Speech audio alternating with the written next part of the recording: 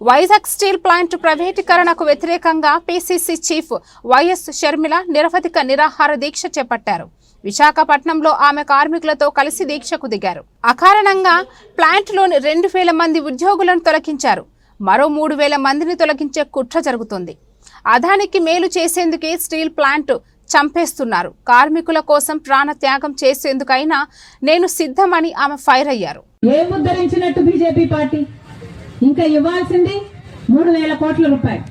ఆ 3000 కోట్ల రూపాయలు కూడా ఎప్పుడు ఇస్తారట? ఇక్కడ 5000 మంది ఉద్యోగాలు పీకేస్తే అప్పుడు ఆ 3000 కోట్ల రూపాయలు విడుదల చేస్తారట. ఇది ఎక్కడి న్యాయమని అడుగుతున్నాం. ఇప్పటికి 2000 మంది ఉద్యోగాలను తీసేశారు. ఒకరు కాదు, ఇద్దరు కాదు, 100 కాదు, 200 కాదు, 2000 మంది ఉద్యోగాలు అంటే వాళ్ళ కుటుంబాలు వాళ్ళ మీద ఆధారపడి ఉంటాయి. 10,000 మంది జీవితాలను ఎఫెక్ట్ చేసే డిసిషన్ ఎట్లా పడితే అట్లా, ఒక పద్ధతి లేదు, ఒక ప్రొసీజర్ లేదు, ఎందుకు తీస్తున్నారో చెప్పలేదు. 2000 మంది, దాదాపు 2000 మంది ఉద్యోగాలు పీకేశారు. ఇది ఎక్కడి న్యాయం అని అడుగుతున్నాం. ఎవరి ఉద్యోగాలు పీకేశారు? ఇక్కడ పని చేస్తున్న వాళ్ళ ఉద్యోగాలు పీకేశారు. ఇందాక ఒక అన్న చెప్తూ మాట్లాడారు, మేము భూములు ఇచ్చాము, ఇక్కడ మా పూర్వీకులు భూములు ఇచ్చారు, ఇక్కడ మా బ్రతుకులను ఇచ్చాము ఈ ఫ్యాక్టరీకి, మా రక్తాన్ని ఇచ్చాము ఈ ఫ్యాక్టరీకి. కానీ ఈ రోజు మాకేం చేస్తుంది ప్రభుత్వం అంటే, ఇదే భూమి మీద కన్నేసి మమ్మల్ని ఉద్యోగాల నుంచి తీసేసి ఈ భూమిని అదాని లాంటి వాళ్ళ కట్టబెట్టాలని చూస్తుంది.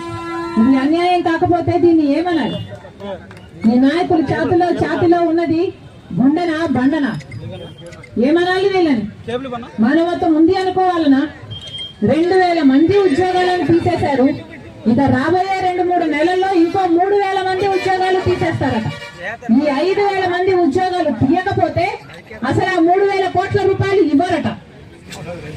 ఎవరు డిసైడ్ చేశారండి? ఎవరు హక్కు ఇచ్చారు మీకు? అసలు చంద్రబాబు గారిని కూడా ప్రశ్నిస్తున్నాం. మీరు ఈరోజు ముఖ్యమంత్రిగా ఉన్నారు. ముఖ్యమంత్రి స్థాయిలో ఉన్న వాళ్ళు ఒక సంస్థలో 2000 మంది ఉద్యోగాలను తీసేస్తే కనీసం స్పందించాల్సిన అవసరం లేదా? కూటమి సర్కార్ని అడుగుతున్నాం, జనసేన పార్టీ నాయకుడు పవన్ కళ్యాణ్ గారిని అడుగుతున్నాం, బీజేపీ పార్టీని అడుగుతున్నాం.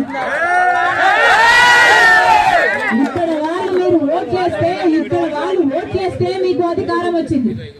ఇక్కడ పక్కనే ఎమ్మెల్యే ఏమో జనసేన, ఇంకొక ఎమ్మెల్యే ఏమో టీడీపీ. మరి అలాంటప్పుడు ఒక్కరైనా వచ్చి ఆదుకున్నారా? 2000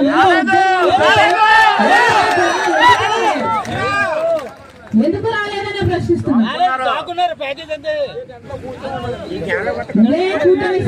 ఇదే చంద్రబాబు గారు ఇచ్చిన మద్దతుతో ఈ రోజు బీజేపీ అధికారంలో ఉంది.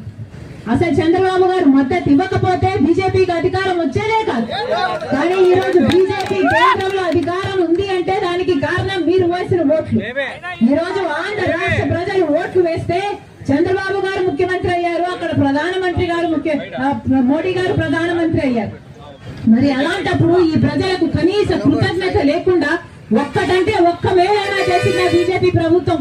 మరి చేయని మేలుకు చంద్రబాబు గారైనా పవన్ కళ్యాణ్ గారైనా బీజేపీకి ఎందుకు మద్దతు ఇస్తున్నారు అని అడుగుతున్నాం. మనకి ఏం వరగబెట్టారు వాళ్ళు? మనకి ఏమిచ్చారు వాళ్ళు? మనకు ప్రత్యేక హోదా ఇచ్చారా? మనకు పోలవరం ప్రాజెక్ట్ ఇచ్చారా? లేక విశాఖ స్టీల్ కు సంబంధించిన కార్మికులకు భరోసా ఇచ్చారా?